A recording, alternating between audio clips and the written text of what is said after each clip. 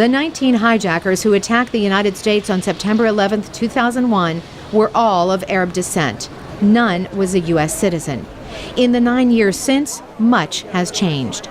The study by the Bipartisan Policy Center says the threat has shifted to Americans aligned with al-Qaeda or other terrorist groups, and the United States has been slow to prevent it. Stephen Flynn, a security analyst, took part in the study.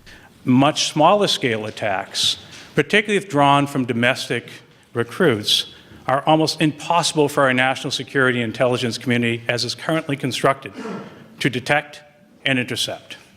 As a practical matter, it means that we will almost certainly have successful terrorist attacks on U.S. soil, and we need to start coming to grips with that.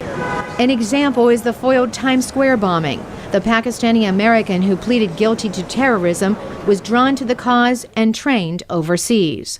The study ties at least 43 American citizens or U.S. residents to terrorism crimes last year. That is the most in any year since the 2001 attacks. Bruce Hoffman, a specialist on terrorism, co-authored the study. Individuals looking to receive terrorist training, unfortunately today, have more destinations they can select to go to. We've had incidents just in the past months of individuals attempting, for instance, to go to Somalia rather than Pakistan.